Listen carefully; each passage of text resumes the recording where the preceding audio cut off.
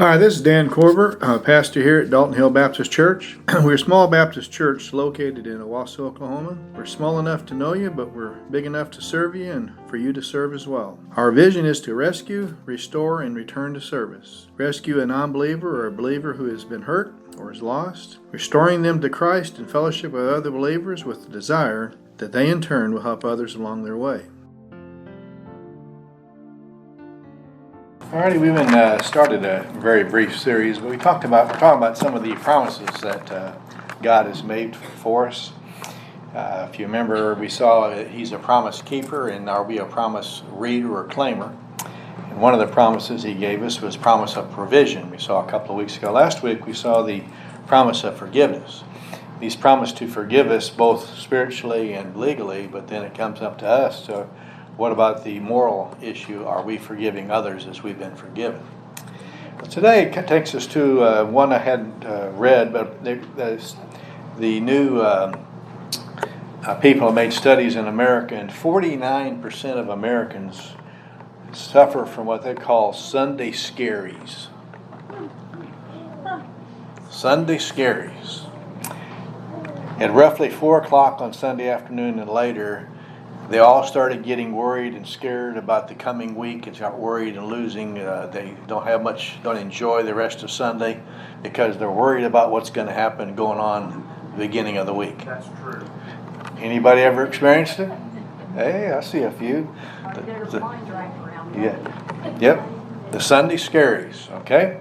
So let's think about it. God has promised us peace, and we'll look at a few passages. John chapter 16. First of all, I want you to know what it's not. In John chapter 16, we've been promised peace, but I want you to see some things. You know, in verse 32 of John chapter 16, Jesus makes this statement. Behold, an hour is coming and has already come for you to be scattered, each to his own home, and to leave me alone. And yet I am not alone, because the Father is with me. These things I have spoken to you, that in me you'll have peace. In the world you'll have tribulations. Take courage, I have overcome the world. Notice, first of all, what it's not. Peace does not mean lack of difficulties. I think so often we think in order to have peace, a lack of difficulties. That isn't the case. Also notice what it is. Remember, notice what Jesus said there. You're going to all leave me, but my Father is with me. Same thing as in Hebrews 13. I will never leave you nor forsake you. So others will. Always remember, you're never alone. Even if nobody's around, you're not alone. Second thing to remember is trouble is a certainty. Jesus says it right here. If you're in the world, you're going to have trouble.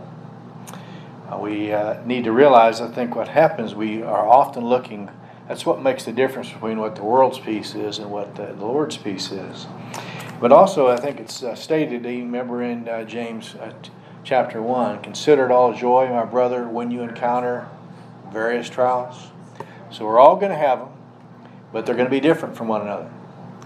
But we will have them, it's a certainty.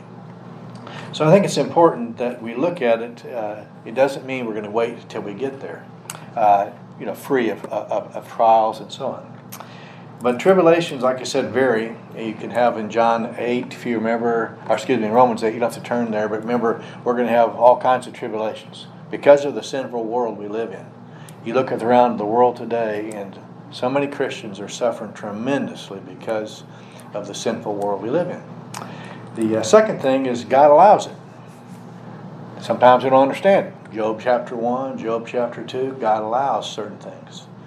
2 Corinthians 12 with Paul.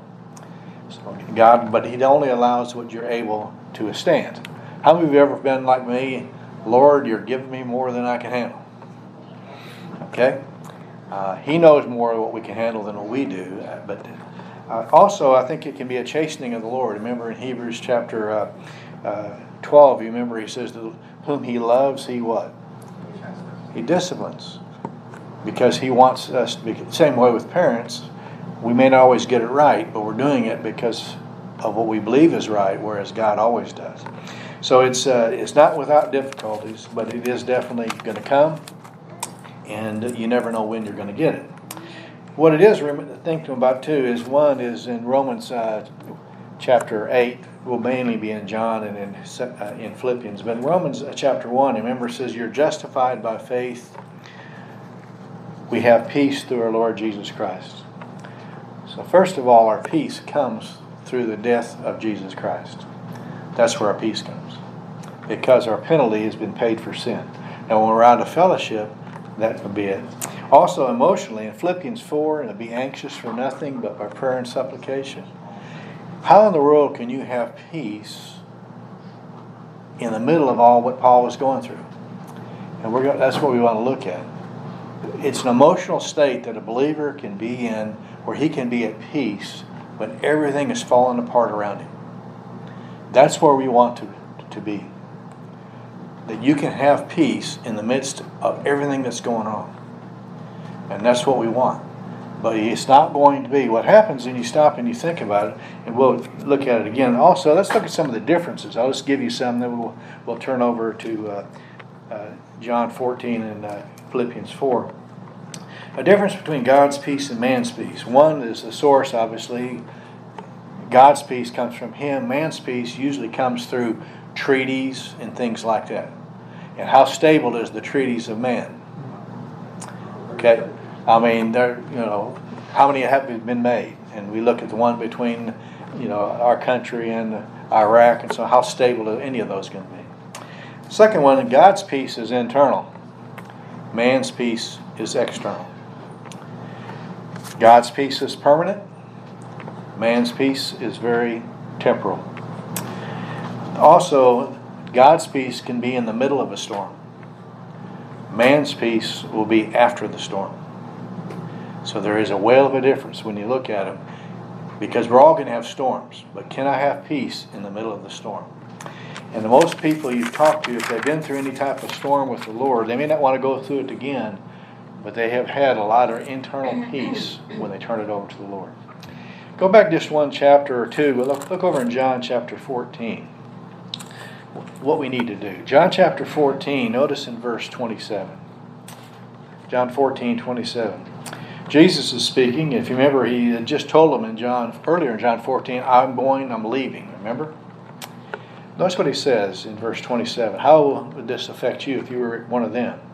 Peace I leave you, my peace I give to you. Not as the world gives do I give to you. Let not your hearts be troubled, nor let it be afraid. So notice, first of all, it's a choice. The peace is available, but are we going to choose the peace that's available to us through Jesus Christ and the Holy Spirit, or are we going to choose the circumstances that are around us? And it's important for us to stop and think about it. One, it's a choice, and then we'll look in Philippians 4. Let's look at the course of how we can actually get where we'd like to be. If you recall, this isn't what he desired initially. Paul, if you remember when he wrote Romans, he was planning on going by Rome just temporarily on his way to Spain. He gets arrested. He's now in prison. So this wasn't his plan. But notice what he writes when he's writing from prison. And notice what he starts writing in chapter, the course we can take. Notice in verse 6. Be anxious for nothing. How is it you can be anxious for nothing? Okay, that's a choice. And the reason I say that is because we can quote it, when we can even do it now. Psalms 20, the Lord is my, I shall not want. Okay, what's the duty of the shepherd? When do you go from the lowlands to the highlands? The shepherd determines. What path do you take? Shepherd determines. What field do you go to? Shepherd determines. What water source do you have? Shepherd determines. Why does he anoint your head with oil? Do you realize with sheep, they will not eat if they are not restful. They'll beat their heads until they actually can kill themselves if you have flies or anything like that are bothering them. So you notice the importance. The reason so many of us are having trouble is we're taking the place of the shepherd. We have to allow the shepherd to be the shepherd, and he has to look over all that stuff. Think back with Elijah.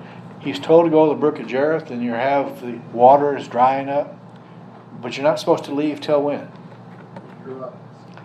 and you see it drying up and drying up and drying up, and what would most of us do? We'd start venturing out, wouldn't we? He's told to stay there. Second thing I think, notice in verse 6, it says, be anxious for nothing, but in everything, by prayer and supplication with thanksgiving, let your requests be made known to God. I don't think we have too much trouble with prayer and thanksgiving in the middle of our trials, but how do we have thanksgiving?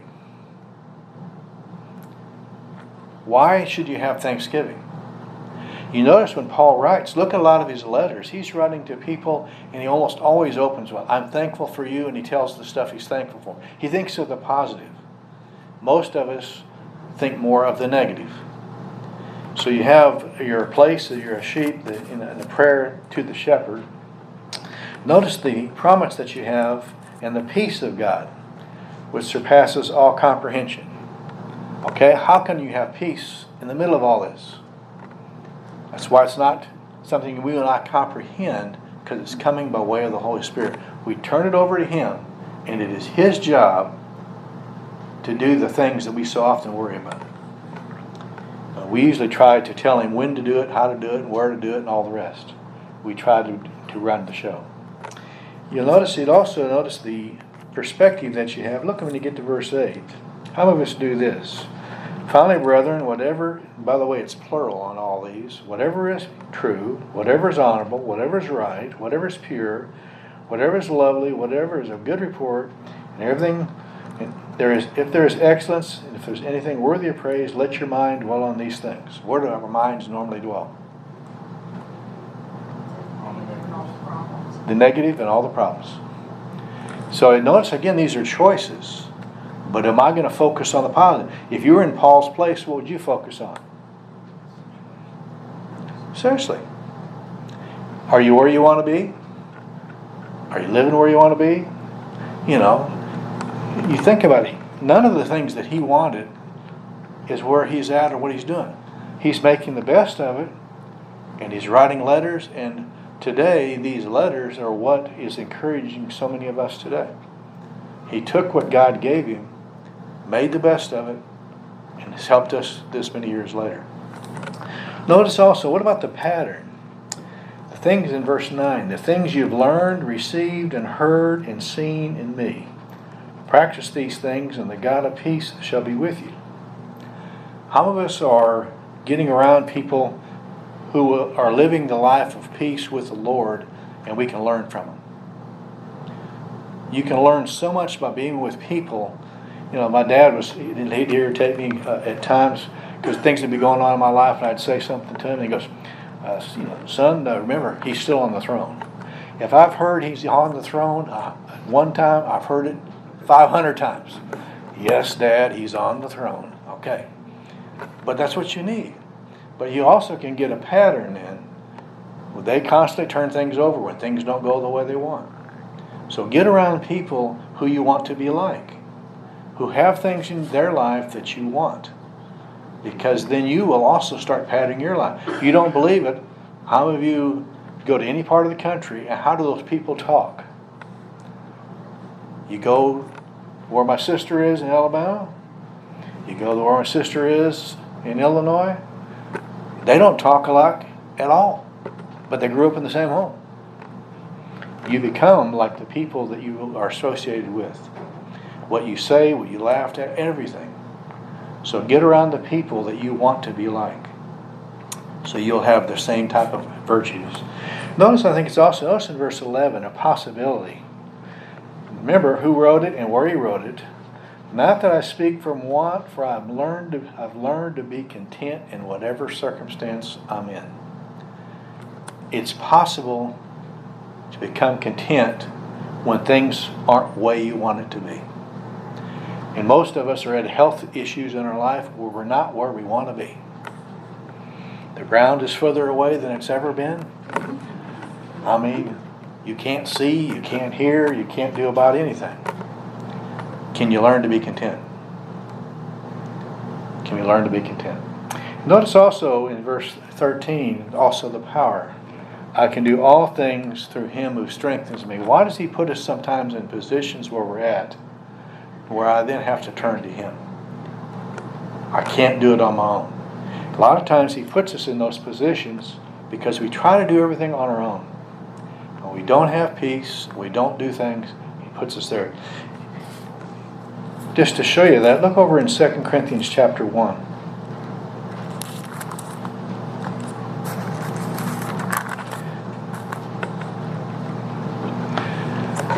Paul's writing, and notice what he says in verse 8 of 1 Corinthians chapter. Notice he says, "For we do not want you to be unaware, brethren, of our afflictions which came to us in Asia, that we were burdened excessively beyond our strength, so we despaired even life. Indeed, we had sentence of death within ourselves, in order that we should not trust in ourselves, but in God who raised the dead." Why did God allow him to be in a place where he couldn't handle it? So that he then would turn to the Lord. Notice what also he said, "Who delivered us from the great peril of death, and deliver us, he on whom we have set our hope, and he will yet deliver us." Notice also, you also joined in helping us through your prayers. So notice what happens. The purpose he was there, one, was so that he would turn to the Lord. And two, notice the importance of prayers of other people. One is we have to allow people to know our need, but two, are we praying for others? We need their prayers, and we need to offer the prayers. They are a burden too great. So notice what we have. There's a course we can take in considerations. God allows us in these events, so we'll turn to Him and trust in others. And we won't have time to look at it. But in Psalms 37, it's a great psalm that David wrote. And in it, notice 3 different times he says, "Don't fret, don't fret, don't fret." When you look at what everybody else is doing and their great successes, most of us, when we don't have peace, how many times are our eyes focused on somebody else? And then he tells you what to focus on is focus on the Lord. Trust Him, follow His paths, and so on. And so I think it's important. It's real easy for us to get off of focus and what we can. Most of you, when you look back through your life, you can, if you're like me, how in the world did we make it? How did we have money for kids? How did we have all this stuff? One day at a time. And God helped us through. And I think it's interesting when you stop. So let's just think about a couple of questions I'm going to ask you then. Am I more like Peter, focusing on circumstances and other people? Or am I more like David in Psalms 37 and I focus on the Lord and forget about other people? How can I do that? One, I'm going to give you 4 things to do. Collect the promises to claim. What is Isaiah 26 verse 3? Thou wilt keep him what? In perfect peace, whose mind is what? Stayed on thee. Most of us, our minds were. And by the way, if you notice, English doesn't show it. You know, it'll say in Isaiah, thou wilt keep him in peace, peace. Shalom, shalom. But the only way is if our mind's on the Lord. Most of the time we're not going to have peace because our mind is not where? It's not on the Lord. It is on our circumstances. How many times has this happened to you? In Luke chapter 12, if you remember in verse 11 and verse 12, Jesus says, don't worry about what's going to happen when you're going to go before the courts and everything else as to what to say. How many of us are worried about what to say, what's going to happen tomorrow, what may happen next week, what may happen next month, and we lose sleep over it. And he says what? I'll give you the words when you need the words. How many of us really are going to claim, Lord, I'm going to claim your words. I don't know what they are. Give me the words to say at the right time. Second one, how many of us are counting our blessings? Isn't that what Paul was doing? He wasn't focused on what he didn't have. He was focused on what he did have. Third, how many of us are cultivating our attitude? How many of us have an attitude of gratitude? Or are we always thinking of the other? And the last, copy the positive actions of other people. Who do you like to be around? Do you want to be around a person who's always Mr. Negative all the time? Okay? So get around people who have the attitudes you want so you then can figure it out. And you'll find they have troubles too. They just know how to take control of it. Alrighty? Hebrews 12:2 tells us what? Fixing our eyes on who? Jesus, the author and finisher of our faith. Where are our eyes focused? So if you want peace, you have to focus on Him and not on your circumstances.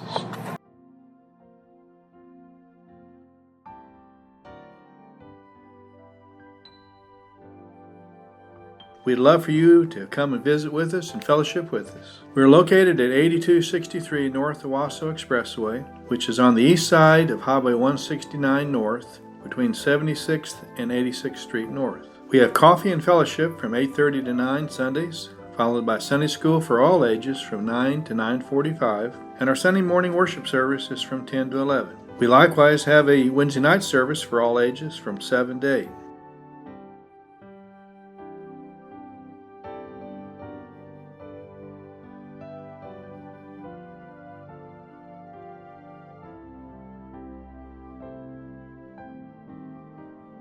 Now may the Lord of peace Himself give you peace at all times, and in every way the Lord be with you all the time.